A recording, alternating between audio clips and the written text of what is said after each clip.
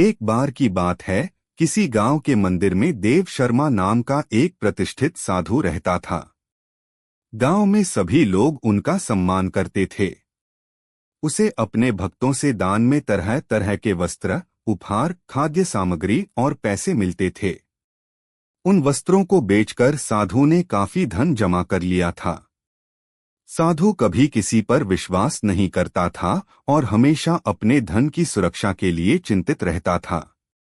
वह अपने धन को एक पोटली में रखता था और उसे हमेशा अपने साथ लेकर ही चलता था। उसी गांव में एक ठग रहता था। बहुत दिनों से उसकी नजर साधु के धन पर थी। ठग हमेशा साधु का पीछा किया करता था, लेकिन साधु उस गठरी को कभी अपने से अलग नहीं होने देता।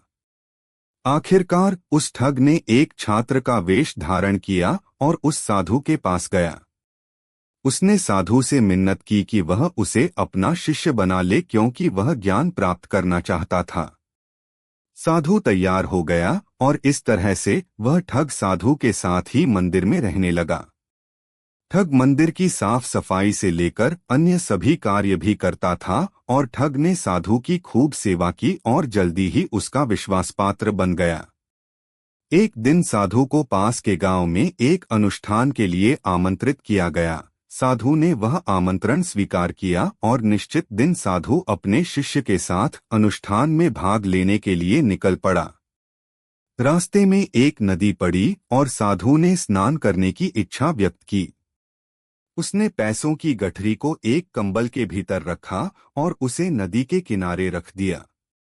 उसने ठग से सामान की रखवाली करने को कहा और खुद नहाने चला गया। ठग को तो कब से इसी पल का इंतजार था।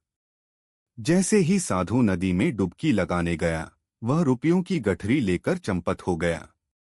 शिक्षा, किसी अजनबी की चिकनी चुपड़ी बातों में आकर ही उस पर विश्वास नहीं कर लेना चाहिए।